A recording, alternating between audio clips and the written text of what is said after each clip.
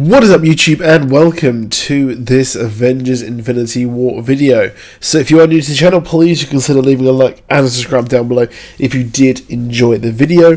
So Avengers Infinity War is just over 2 weeks away, actually, because we're on the 12th of April is when I am recording this, and I'm super pumped for this movie. And I've just watched the behind-the-scenes kind of 10-year thank you video from the cast of the Marvel Cinematic Universe. And it just brings home the fact that this is leading to something. This is leading to the end of this 10-year journey that we've been on.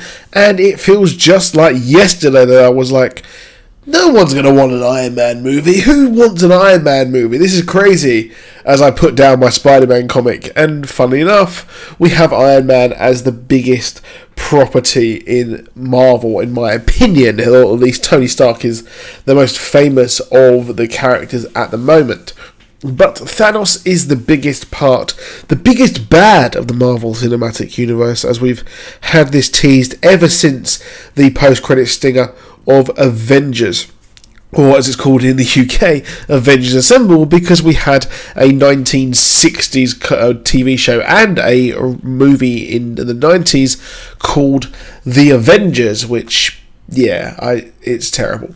But Thanos is the big bad, and we don't really know much about his motivation until now.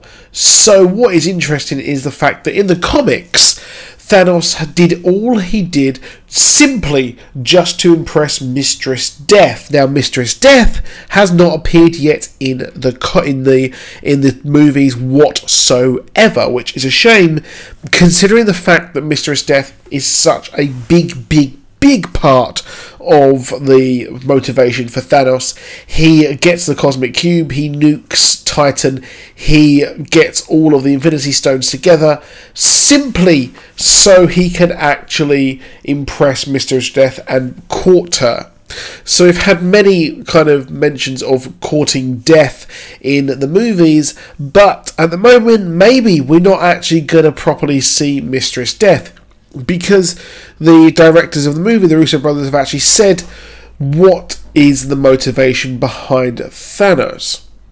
Now, Joe Russo said that Thanos is this virtually indestructible character who's stronger than the Hulk and has invincible skin. He's from a planet called Titan, and many years prior to the film, his planet was experiencing a cataclysmic shift. They were running out of resources and they were overpopulated. Thanos made a recommendation that they exterminate half the population randomly in order to save the rest of the population. Of course, the Titans rejected this notion, branded him a madman, exiled him, and the planet ended up dying.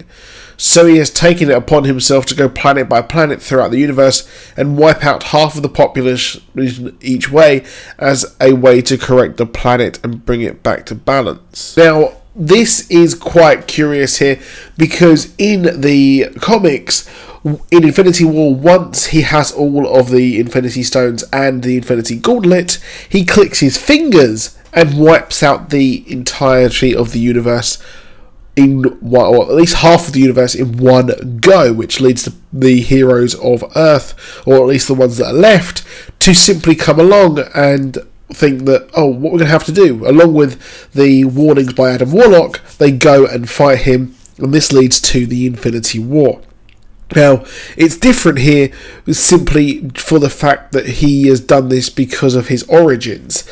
Now, his origins are a bit different here in the comics. Like I said, he does all this just to get Mistress Death, and he was branded. He was an exile on Titan due to the way he looked and things like that, but the overpopulation is a very apt sort of story to tell in the modern day, especially with global warming and climate change, etc. It's quite an apt story to tell, and his idea may have probably worked to save the planet, but the planet died. So again, he's gone even more, he's gone madder to use poor English there, and thought that, well, he needs to get all the Infinity Stones to get those and bring them together.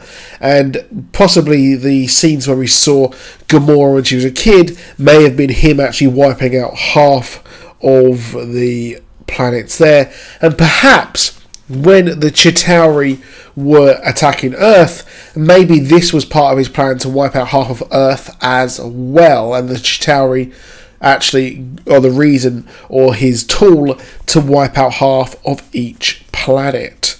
So let me know what you think in the comments there. Do you like the change of the motivation there just somewhat?